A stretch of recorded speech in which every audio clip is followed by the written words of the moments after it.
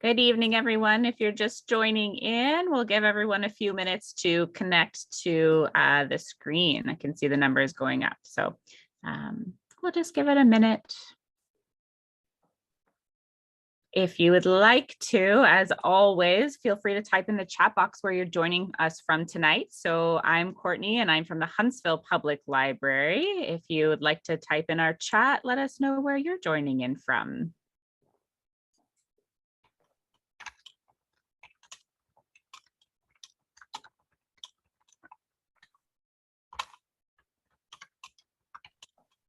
We've got Port Carling and Baysville. Hey, everyone. Mississauga. Nice. Got a Dwight.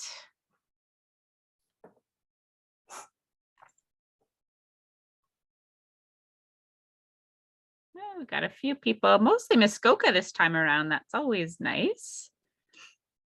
Sometimes we get a pretty heavy draw from Toronto, just from everybody who's cottaging up here and has seen sort of what's happening in their summer library, and they join us from their homes in Toronto, which is always fun. Holly's joining us from Toronto. Thought there'd be somebody Holly, there. I've got a couple friends here. Oh, do you? Is Holly your friend? Yeah, they're so sweet. So one of my friends, Holly, she just joined. So another friend from Mississauga. Hi, Nimesh. But Holly's been great. She's from the Muskoka area, and she kind of, as soon as she heard about the event, she told a bunch of her friends and family. So thank you. Appreciate that. You're a good friend, Holly. I'll give us another maybe 45, 60 seconds for people to join. Florida. Who's from Florida? I'm jealous. Florida.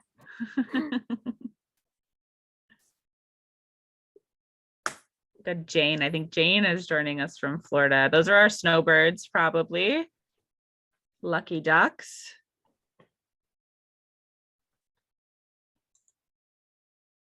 All right. Well, if you guys keep talking in the chat box, feel free. We'll keep that open all evening tonight. So we will get started with our main event. I don't want to waste any time, so we can get to know this lovely lady with us today. So welcome. This is a collaborative author event with all of the Muskoka libraries. It wouldn't be possible without the support of them, as well as the Ontario Library Service. Before we start tonight, I would just like to reconfirm our commitment to the truth and reconciliation promises and process, and acknowledge the land on which we gather. This is the traditional territory of the Anishinaabe, specifically the Chippewa and the Ojibwe people. We recognize the historic and present contributions our province and country of First Nations, Métis, and Inuit people. We are broadcasting this event tonight, so you're only going to see Amita and I on the screen. Your camera and microphone are not activated. So if this is the first time you've taken part in this type of Zoom event, don't worry, it's just the two of us on here. You can interact with us in the chat panel and the rest of the audience on the chat panel. So if you want to talk to each other, feel free to talk there. And there's also a Q&A. So if you look down at the bottom of your screen, there's a little button that says Q&A. We'll be using that later on. So if you have questions for me, feel free to type them in there. Only the two of us can see those. So I will moderate that at the end. So that's just a little bit of housekeeping about the event format. If you're having any technical difficulties, please feel free to type in the chat box. And I have a colleague, Alex, on here who will respond, hopefully, and help us out with those tech challenges if you're having any. So I'm delighted to welcome Amita Parikh tonight. She's going to spend an hour with us sharing her book and a little bit about herself. And she's actually a debut author. Her book just released earlier this week. So you might not know much about her, and you might not know much about her book or how she got here. So I'm hoping that we're going to learn more about her journey to get here, the characters in her book, and perhaps entertain you with a little bit of magic tonight. She is a web developer, content creator by trade, born and raised in Scarborough, Ontario. She earned her honors of science from U of T, and she spent over a decade working in the tech startup world, both here in Canada and abroad in Europe. So her book, The Circus Train, I have it here. I'm very excited. I received an advance copy of the book, which was great because I would not have been able to read it in 2 days to be able to interview you tonight. So thank you for that. It follows Lena Papadopoulos and the World of Wonders, which is Europe's most magnificent traveling circus. But life isn't all magic and illusions for Lena. She's never quite found her place within the circus, and she yearns for the real world magic of science and medicine. I think maybe she's drawn a little bit to this because she's got a very personal connection with medicine in her life.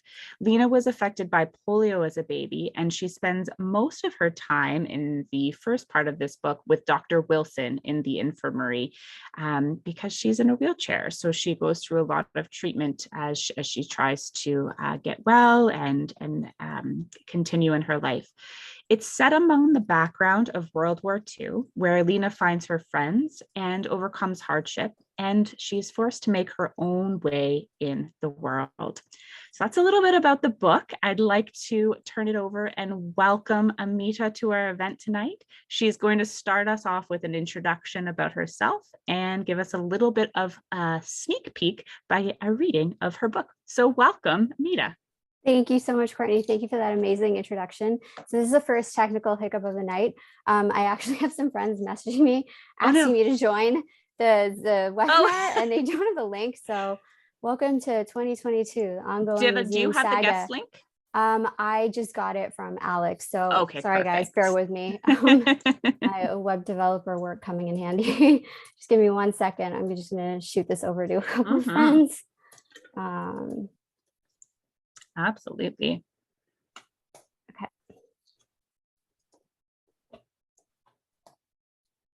Okay, hopefully they'll get that. Okay, back on track. Yeah, so thank you everyone for being here, for joining me tonight. Thank you to everyone who's come from the Muskoka area. It's so exciting. This is my first event as an author, and I'm a little bit nervous, but hopefully it doesn't show too much on camera. So yeah, I think Courtney gave a really good intro of the book, and what I'm going to do is do a reading of a section of the novel. It doesn't have any spoilers, but I decided not to start right at the beginning, so I'll just do a bit of a setup.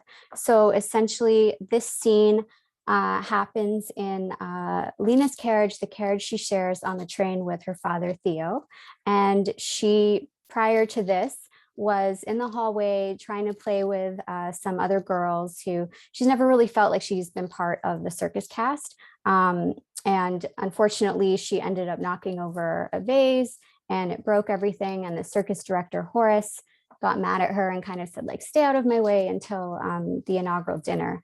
And so this scene is taking place right before the inaugural dinner, which happens every year at the World of Wonders. What time do you think it will end? Lena asked.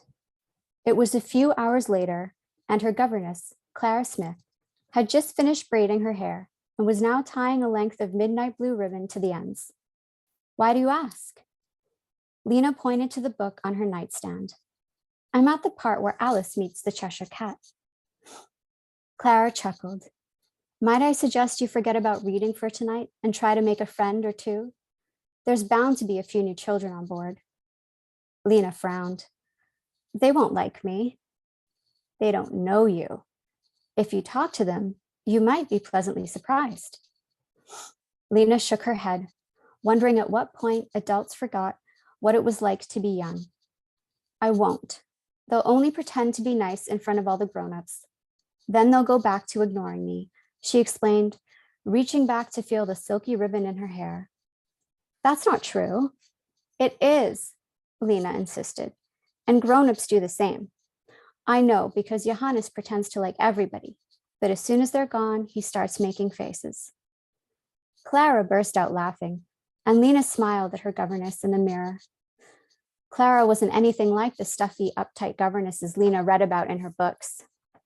She'd grown up in a place in London called Fulham and had come into Lena's life 3 years ago. Fed up with the subpar suitors who kept calling at her family home and not wishing to waste her years of education, Clara did what most women her age would never do. She joined the circus. Lena loved Clara. She liked the smart tweedy skirt suit she wore and the smell of the Amami shampoo she washed her hair with every Friday. She liked the way she wrote her capital letters so neatly while completing the crossword puzzles at breakfast on the weekends. She liked that Clara had a proper job, not a circus job, and the way she sometimes paired men's trousers with bright red lipstick, her brown hair falling in soft ringlets around her face. She liked that she was young enough to chum around with Lena, often playing checkers and snap with her in the evenings, but old enough to be firm when required. Lena? Lena's smile vanished. She turned around to see that her father, Theo Papadopoulos, had returned from his trip into town. Lena noticed how pink his cheeks and nose were from the cool autumn air as he tugged off a pair of gray gloves. Papa, you're back. I am indeed, he said, hanging up his coat and draping his scarf over the door hook. Clara, would you mind if I spoke with my daughter alone? Clara stood up. Not at all, sir. I'll use the time to press my dress. Theo smiled at the governess as she left, then took his seat in front of his daughter. So, how was your afternoon? Fine. I've almost finished the book. Already? Goodness, I wouldn't be surprised if you were the fastest reader this side of the ocean. Anything else happen? Lena bit her lip, wondering if she could get away with lying about the vase. But her father knew everything. It seemed to be a special kind of magic power all parents possessed, the ability to know about every little mistake their children made without having to ask. I didn't mean for the vase to fall. She threw her hands up in the air. It was an accident.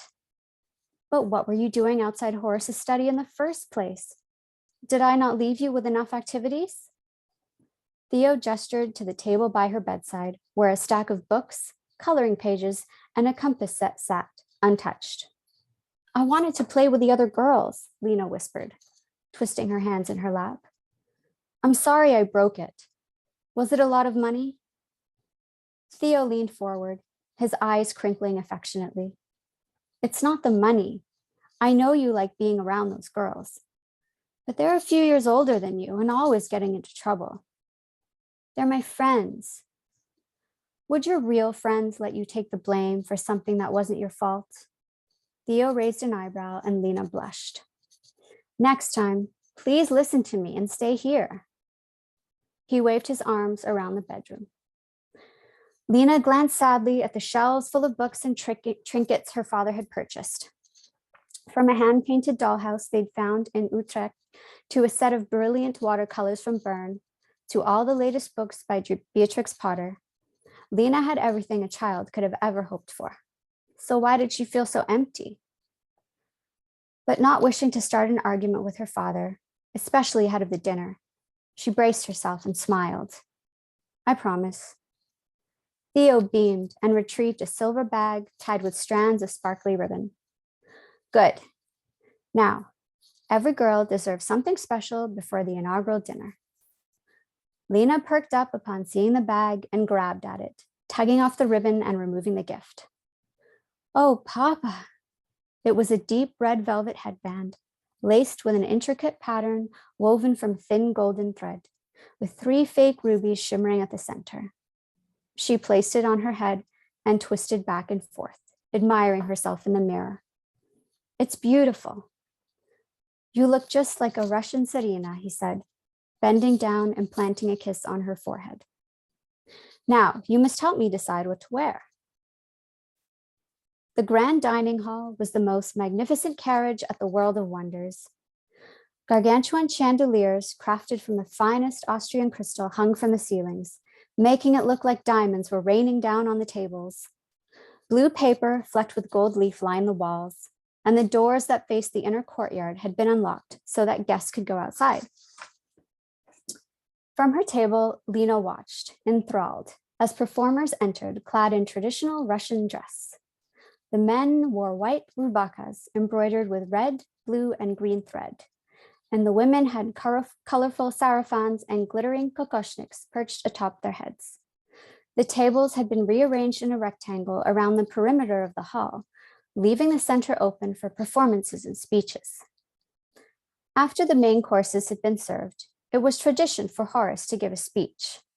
Tonight, he was dressed in a midnight blue tuxedo with tails and suede stripes, and he wore a matching suede top hat. As he waddled to the podium, Lena heard snickering. She turned and saw Snooze trying to stifle a laugh 2 tables over. Laura caught Lena watching them and gave her a sympathetic wave and smile. Lena smiled back sadly, then refocused her attention on Horace. Her father was right, she thought. As much as she hated to admit it, she would never be like any of the children here. It was best not to get involved with them. If I could have everyone's attention, please, Horace boomed. As is customary, this dinner marks the beginning of a journey that will take us through Europe.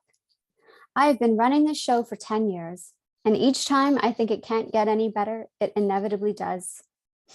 The audience whistled and howled, and Lena joined in with the clapping. I shan't bore you with the intricacies of every act, costume, and musical piece that I've planned, but I would like to give the newcomers a brief glimpse of what to expect. Theo had left Lena's side at the start of Horace's speech and was now standing in the center of the room, flanked by 2 fire jugglers. On his cue, the jugglers lit the ends of their sticks and began tossing them high above. Behind them, the orchestra began to build, the strains of a traditional Russian folk song filling the carriage. Theo held up a handful of red, yellow, and orange feathers for all to see. They were the kind easily found in a children's crafting shop for pennies a pound. But in Theo's hands, the mundane became magical. He scrunched them up into a tight ball in his fist. Then, with a flick of a wrist, he tossed them into the air at the exact same time the fire jugglers threw their sticks up. The audience gasped as the flames touched the feathers, setting them alight. A loud crack reverberated through the hall. A blast of orange illuminated the room, and out of the center, a magnificent firebird emerged. The onlookers pointed as the firebird gathered speed, floating majestically through the air.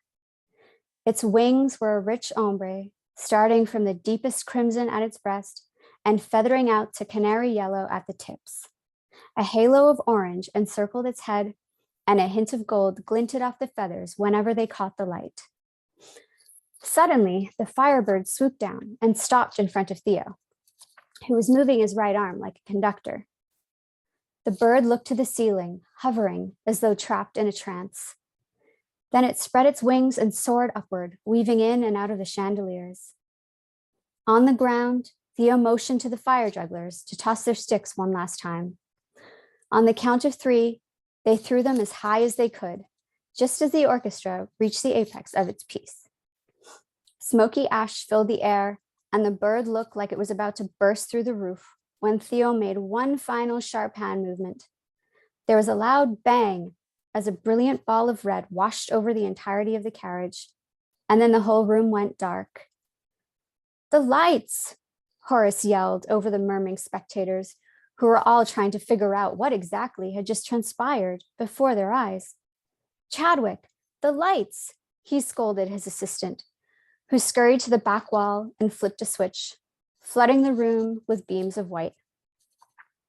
Lena rubbed her eyes, adjusting to the brightness, then took in the scene unfolding in front of her. All around her, people were on their feet cheering. Children had abandoned their dessert and were clamoring around Theo, demanding to know how he did it.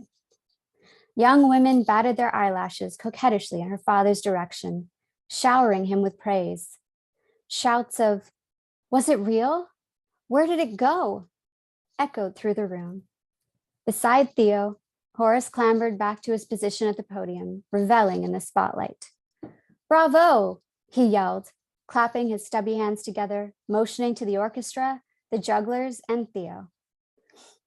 "Quiet, please. Everyone, please be quiet," he ordered. A silence settled over the crowd. "Thank you, gentlemen, for that spectacular performance. Remember, this is but a small taste of the magic and luxury you can expect to unfold over the course of the year. Now, I invite all of you to raise a glass.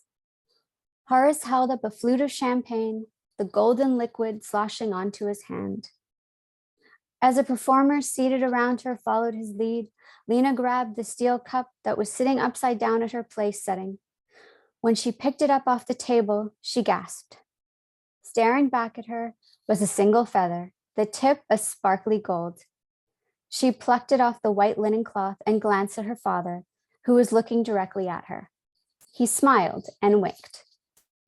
Welcome, Horace said, his lips turning up into his signature charismatic smile as those around him held at their glasses, to the world of wonders. Welcome indeed to the world of wonders. That was a great chapter to, I think, whet everyone's appetite for just this really magical world that we get a taste of with Theo's illusion. I think we really start to see how much Theo adores his daughter here. From the gifts, that he's leaving her, he gives her the beautiful headband. And even though I think he knows that she's broke the vase, he wants to make sure she has friends and that she's fitting in and that he's left these activities for her to do. I think it's just a really good taste of Theo's character and how much he really, really loves his daughter. And so thank you for sharing that with us. Oh, thank you for listening. I was wondering, so if you're comfortable, we'll just chat about your book for a little bit and kind of go into different topics, see where it takes us.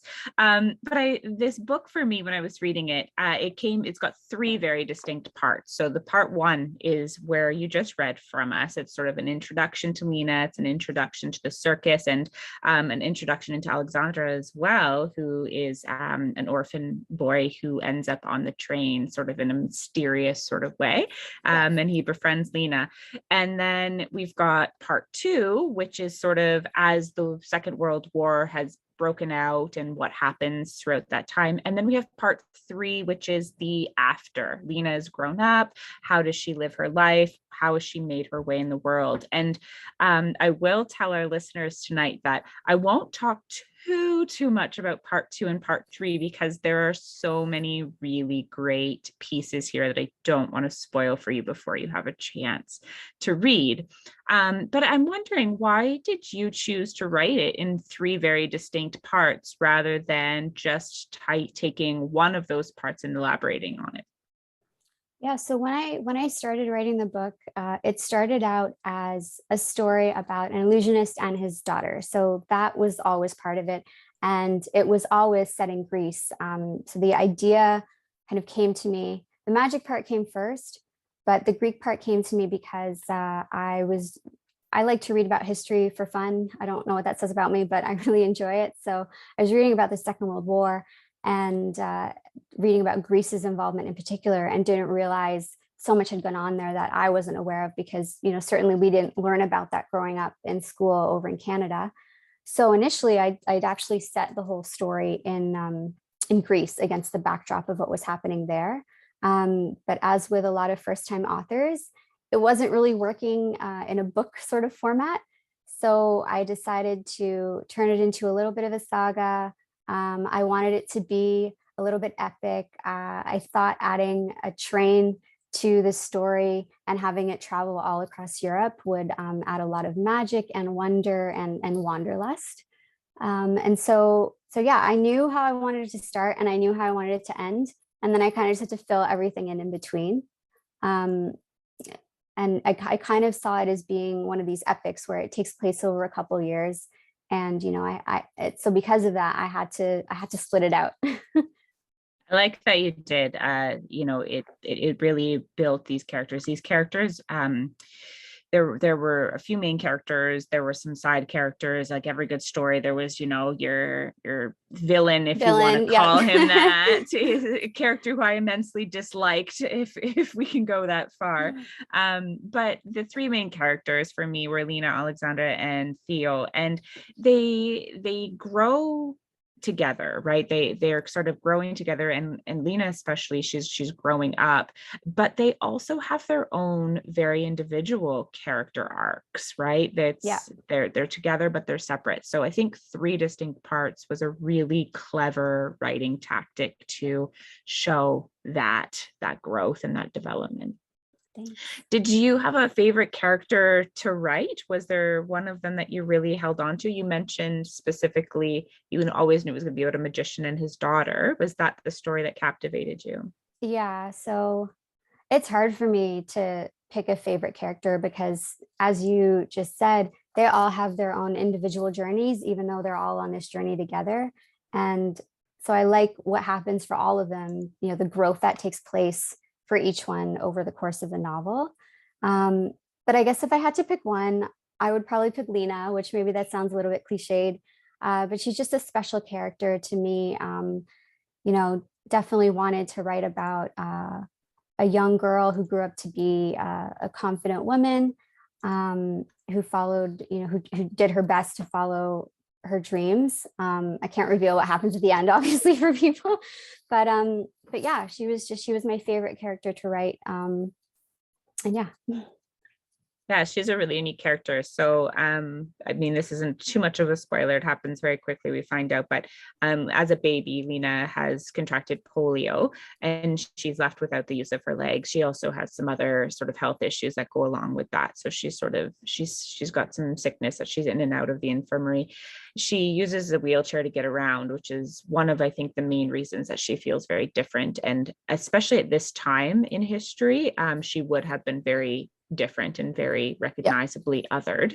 I'm wondering if for you, was there an importance about having that representation? There's not a lot of books that you get a disability representation in. Is it a story near and dear to your heart, or is that just something that you came across while you're doing research about polio and sort of the treatment? Yeah, so it was a bit of both. It definitely came up in my research. And just researching, eugenics and the way people with disabilities were treated during this time period. It was very different to the way they're treated now.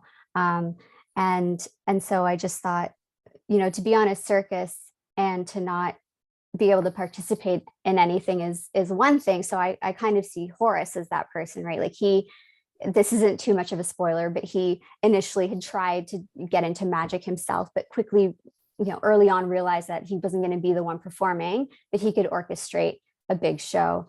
And then to sort of take it one step further and kind of have someone isolated because of a disability, living in a world that was designed for people who are maybe more able-bodied, and certainly at that time, it was very different, like I said, to where we are now. So it was a mix of also in my own personal life.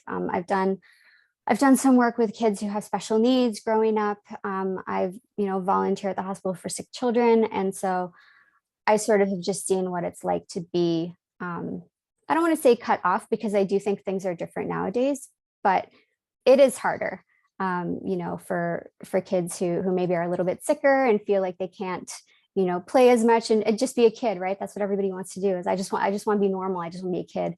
I don't know that there's a definition of normal anymore, but I really wanted to sort of highlight that journey for her. Yeah, thank you. Yeah, she is a fascinating character. She's a strong-willed character. I appreciate there being a strong female character. I love that in all my books, just general fact about my reading habits. So I really like that she was, a strong female character that came across in this book. This is a historical fiction, so it is set during the Second World War, but I kind of give it the caveat that it really is just the backdrop of the setting. So many historical fictions that are set at that time, you have maybe a nurse and a doctor, or you have a soldier. Really, what's happening around the circus is the war, but we really just are looking at it from the everyday person, sort of catastrophes that are happening around them. There's these impacts. There's a little bit about war stamps. There's a little bit about soldiers coming onto the train to check passports at check stops, but they're really not extremely hindered by what's happening, and really isn't about the war. It's not too much about Nazis and concentration camps or anything like that. it really is just about everyday people and that magical escapism that the circus is able to provide them. Um, I think you did a really wonderful job getting into the performances in that magical world. And I was wondering if you had a personal connection with performing arts because it came across so strongly on the page. Yeah, I do. So performing arts is one of my favorite things. I grew up figure skating and dancing and singing. So it's been a part of my life pretty much since I was a kid. And I will say right now, I love glitter. I know it's bad for the environment, but I love it. It's a side effect of growing up in the world of ballet and figure skating. You like sparkles. You know, I've always loved the worlds that are created in those types of performances. It's really a place where people can go and just forget about the everyday. And that was what I wanted to infuse in my novel. So I'm glad you picked up on that, and I'm glad you enjoyed it. It's perfect timing, right? When we're thinking about the world we live in right now, like when I pick up a book that's come out in the last 2 years, I want a book like this. I want a book that is escapism and just fun. Yes, there's some serious topics and there's a lot else going on in there. It's not just sort of fluff, but I think it speaks to what people want and how important entertainment and arts are in times like this, times of crisis where people just they want to escape, they want to be amazed, they want that. Yeah, I think if you think about the past 2 years, I know we're, you know, hopefully coming out of the pandemic, but a lot of people, what do? You go to Netflix. We couldn't go to theaters, but you want to be entertained. You listen to music, you read a book, you watch a TV show. You want to just forget about the everyday. So that was really what I kind of wanted to do. And you said you were in ballet. I also read somewhere, correct me if I'm wrong, but you've done a little bit of writing for screen and plays as well. This isn't your first foray into creative writing. No, no, no. I've done everything under the sun.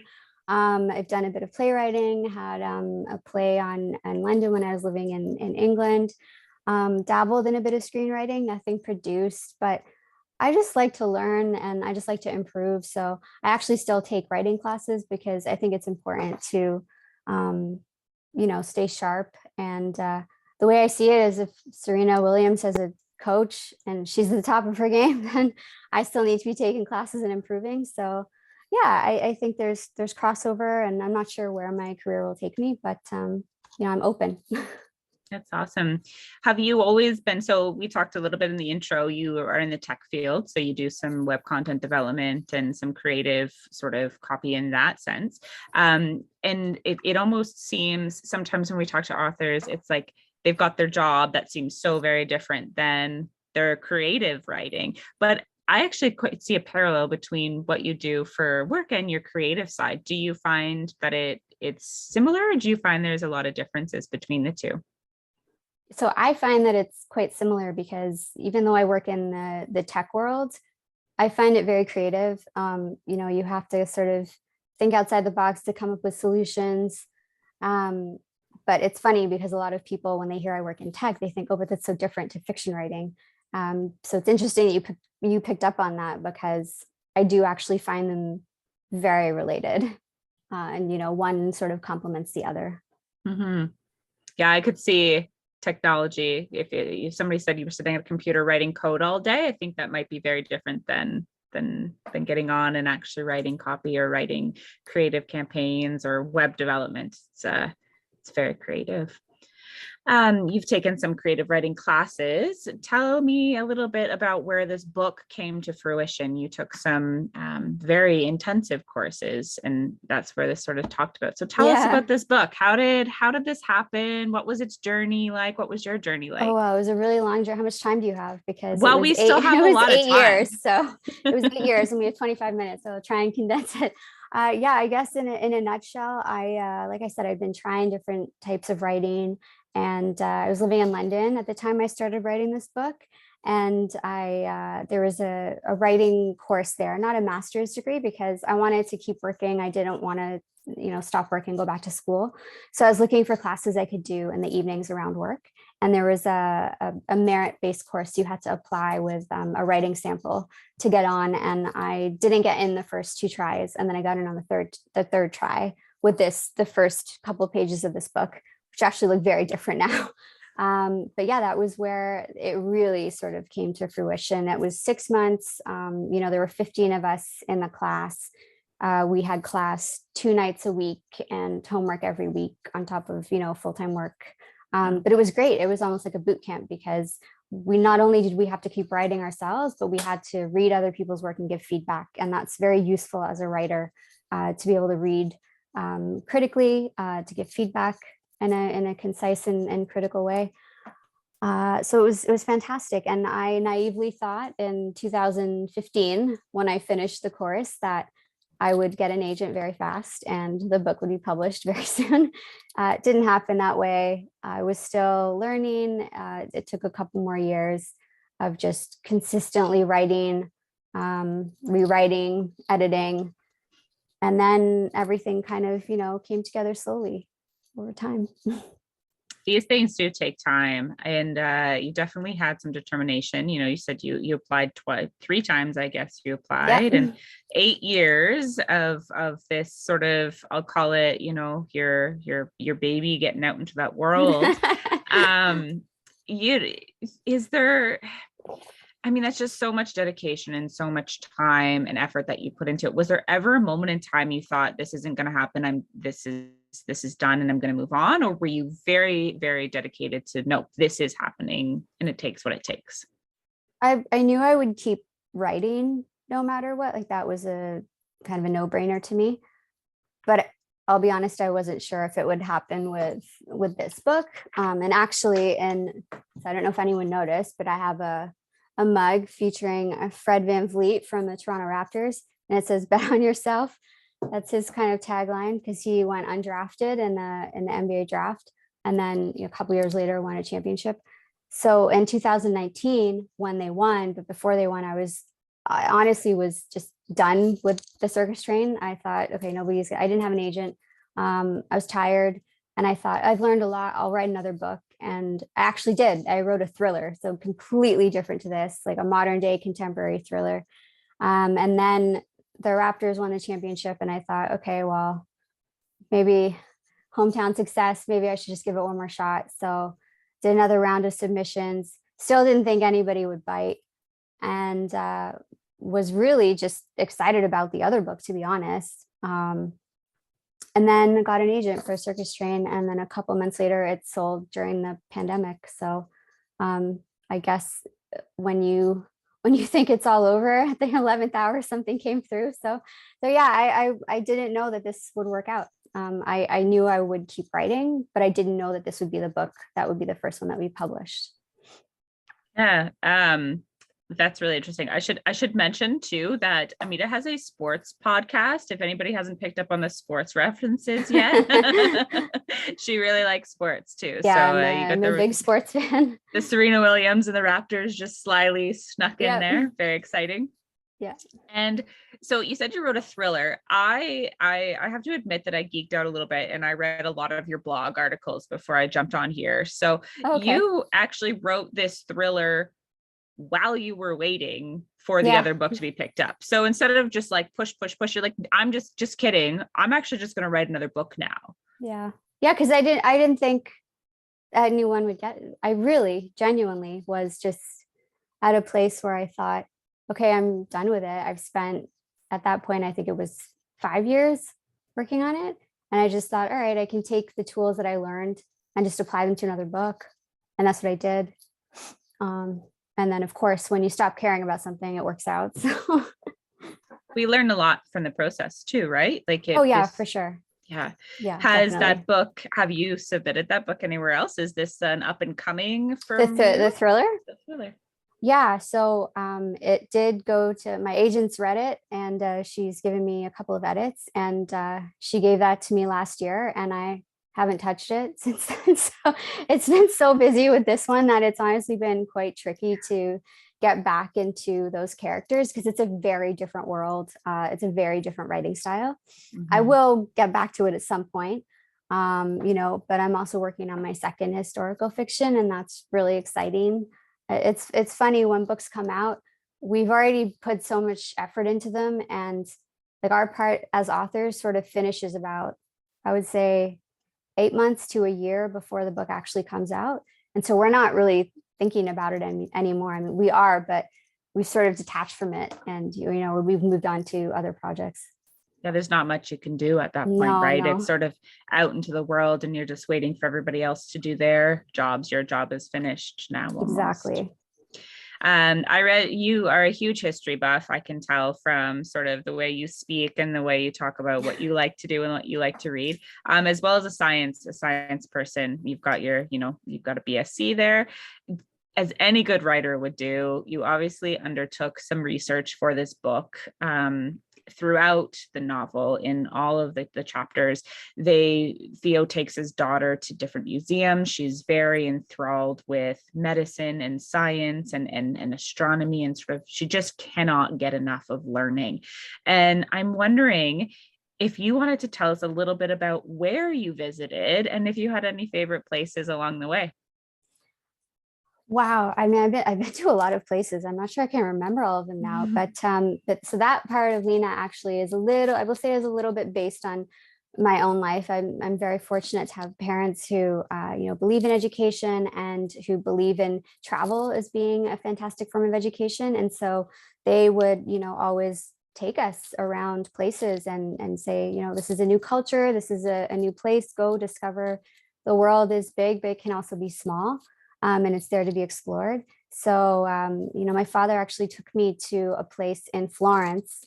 There's a science museum there.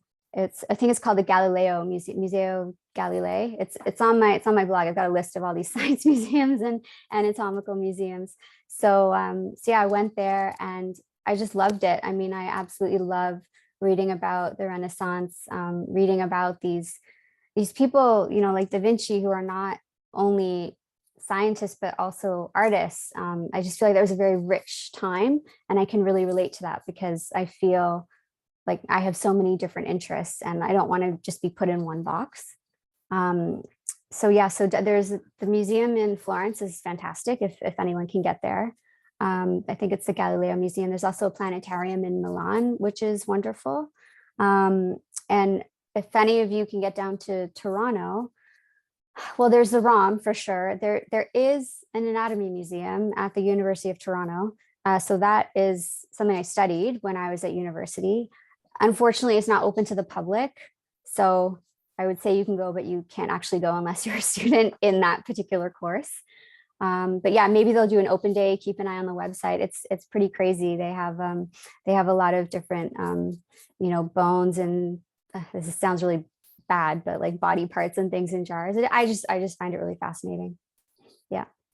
That's fun. I was hoping to live a little bit vicariously through you because I have not left my house in 2 years. So I was thinking like, where can we go on a travel? That's really fun. Oh, they're also, sorry, one more thing. There are also a couple in London. There's I think it's the Royal Society, the Royal Medical Society, the Royal Society of Medicine. They have a museum there that's just fantastic.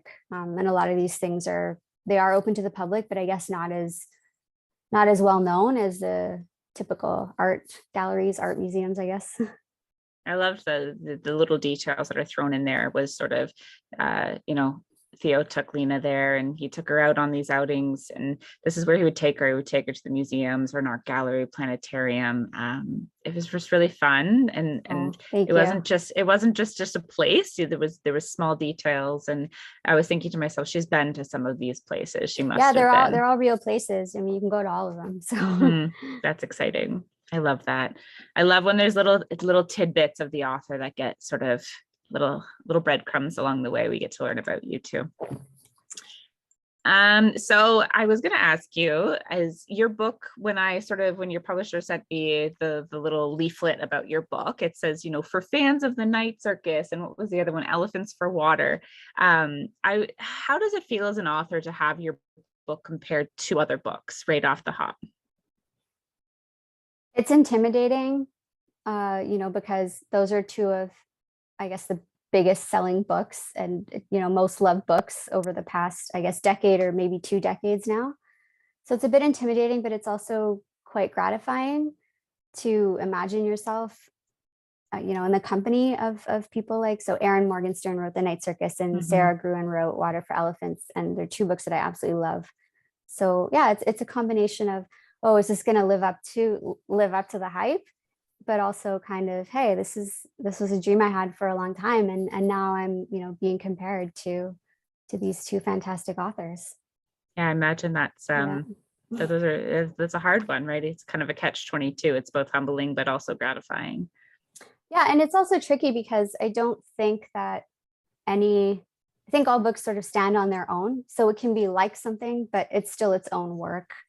And, sometimes I worry that people might read this book and think, oh, but it wasn't exactly like The Night Circus, and be disappointed because of that. But I try not to let it bother me. I always say, like, what we do in libraries when people come and ask for us for book recommendations, there are no two books that are exactly alike. You may Yeah. like a piece of a book. You might like that, your book and The Night Circus were set on a train, or that there's some magical realism in there. But the reality is it's very different characters and the story is different. So yes, you like the setting, or maybe you like a fast-paced story. You get elements that are very similar in books, but every book is a standalone book Exactly. with its unique Yeah, flair. That's the joy of books. exactly. Yeah, that's really fun. So I'm getting the sense we've been talking for a little while now that you are a woman with varying hobbies and interests, that you like a lot of different things. Tell me a bit about your writing process. Where does that fit into the whole you? Where do you find time to do it? Do you carve out specific time in your day for this? How does that look? Yeah, I guess I've just gotten into the habit of doing it now because it's been many years. So I'll either do it before work, or I'll, do it after work. I don't usually write for long stretches of time because I find that I'm not very productive. I find that if I only have 45 minutes, or in some cases even half an hour, I'm very good at just sort of snapping into focus and saying, all right, this is all the time you have, get it done. So I like to do small bits, but consistently, and over time they add up to something. Now, when I'm editing, sometimes that runs over into the weekends, or it can take a lot of time in the evenings because there's just so much to go through, and editing is different to writing, right? So it's a different mindset and things. And sometimes when you're in the flow of it, you don't want to stop because you don't want to like lose that. But yeah, mostly I kind of will just do 45 minutes, maybe an hour a day, and then move on. That's it's nice, right? If there's anybody out there listening who is maybe aspiring to do this or wondering how do I start, I think what I'm hearing is just start. And 45 minutes to an hour a day is Even 20 that's minutes. I mean, the thriller I actually wrote it on the subway during my commute when we were commuting before COVID. I had, 25 minutes on the subway both ways, and I literally typed it out on my phone, the entire thing. Whoa, So that's it's like, if unique. there's a will, there's a way. Oh, there's a couple of authors who've done that though. Like Yeah, I've heard. So yeah. cool. That's a really interesting. That's really neat. I don't know if I could do that. I feel like I feel like I'd just be writing about the people around me. It would just turn into like a monologue of like subway maybe folk or something. maybe subconsciously some of my subway buddies made it into Yeah, a thriller. I'm not sure. I should that's probably funny. check. That's great. I love that. Before I turn it over to the audience for their questions, I know that one of the most popular questions we always get, and I will preempt it and ask it, is tell us about what you're reading or your recommendations or your favorite books. Oh my goodness. Well, I'm reading a book called Wahala. It's by an author, Nikki May is her name. It came out in January, and it's basically the story of four biracial women. It's a contemporary story. There's a little bit of mystery thrown in there as well. But I really like it. So I don't just stick to reading historical fiction. I like to read very widely. And to be honest, it's a really nice break to read something so different from what I'm used to writing. So that's what I'm That's what I'm reading right now. In terms of recommendations, I'm sure your readers have heard of this, but there's a fantastic historical fiction novel called Looking for Jane, which is very much rooted in Canadian history. It's by an author named Heather Marshall that just came out.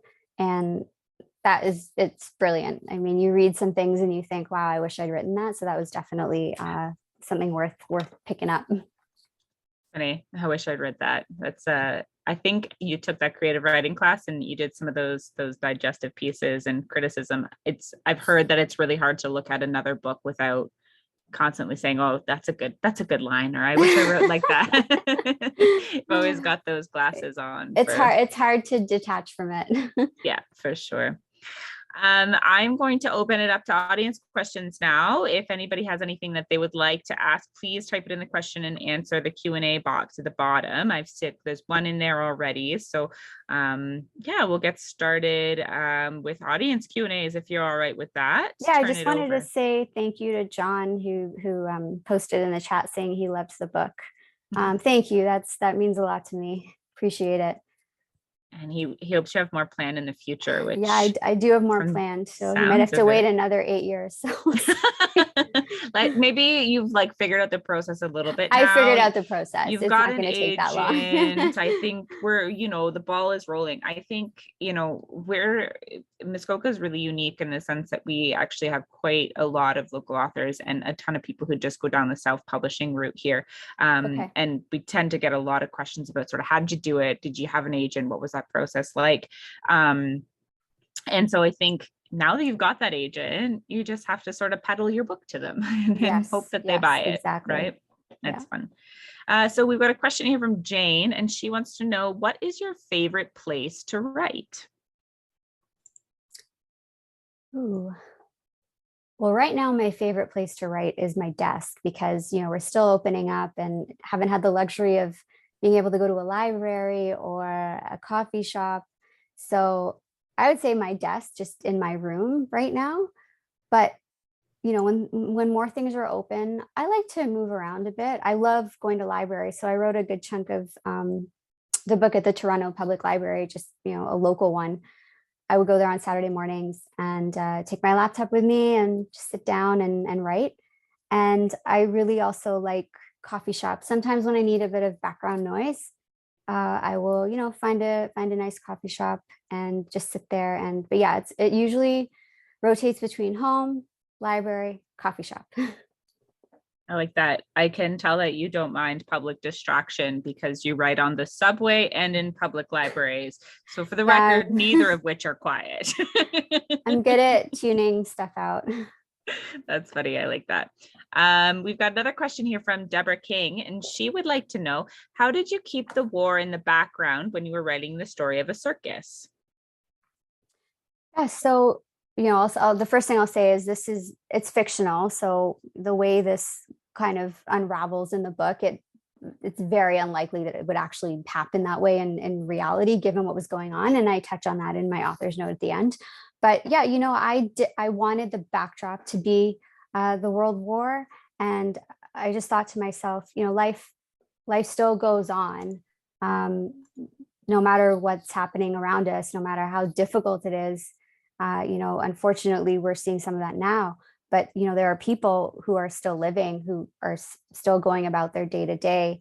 And the circus was very much kind of sheltered from the reality. So I feel like unless you were part of the war, fighting or, serving or a medical professional, like these people were literally kind of just in their own little bubble. And so in a way, they were a little bit ignorant, I guess, but also just really had no idea what was going on. I think that's a really good point. Like, they were sheltered and they were privy to some things that were happening, but even Lena, I mean, she's young at the beginning. I think, was she 11? So they're kids as well, I think. Yeah. She was 9 when 8 or 9 when the book starts. So I think people need to remember that when you're a kid, adults will sometimes shelter you, shield you from the truth, and you don't necessarily have a full understanding of what's really happening. Yeah. And Yeah, also remember, no internet at that time, right? Like no smartphones, nothing. It's easy to think that, oh, well, how come they didn't know? But well, no, they didn't know. and they never spent a lot of time in one place. They traveled. They were a No, they traveling traveled. Yeah. circus. So I think the place they spent the longest in was, I'm not going to say the name of the Thessaloniki, the Greek town Thessaloniki. Yeah. yeah, that they were in. They spend the most time there, and it's sort of like right up until the end of the war, there's sort of this sort I'm looking for, neutral. It's very neutral. There's not a lot happening in Greece during that time. So yeah, it's interesting that it's sort of just in the background. It does come into play at some point in the book. You should read the whole book. That's my pitch for picking up the book. Does anybody else have any other questions in the chat or Q&A? I don't see anything coming in the chat, just comments that people were liking the book, and nothing else in the Q&A. Well, if you can, feel free to type it. I'm going to just wrap up, but if I see another question pop in, we'll see if we can get that answered before we sign off. I want to thank you so much for choosing us as your very first interview. Oh, no, thank you. It was a real pleasure. I feel like this, it was, like I said to you, I was definitely nervous before, but hopefully I did okay. And thank you to everyone who attended, who made the time on, a Thursday evening to come and hear me speak. I really appreciate it. And I really hope you enjoy the book. You did a great job. I would not know that you were nervous. It was wonderful. Good. And Jane says you did a great job, capital Oh, great. thank you, Jane. I appreciate that. And Carol says thank you as well. So Thanks, yeah, Carol. thank you so much for joining us. I wish you the best of luck with this book. Like I said, it just came out on Tuesday. So please make sure to check out a copy from your local library or purchase it from your bookstore. Our next author event, just a little plug, is on April 28th. We are interviewing Kate Quinn, who's also historical fiction. You might Fantastic. know her from, yep. Yeah, the Alice Network, Huntress, The Rose Code, and she's got her newest book out that I'm blanking on the title, but she will be with us April 28th. So email The Diamond Eye, I think it's called. Diamond Eye. Yeah, that's it. Thank you. You should be on my interview panel. I'm gonna be picking that one up. So yeah, perfect. So please email your local library and you can get the link for that Zoom. Amita, thank you so much again for coming out with us. This was wonderful, and appreciate it. Good luck with all your future interviews. Thank you very much, Courtney. Take care, everyone. Bye. Bye.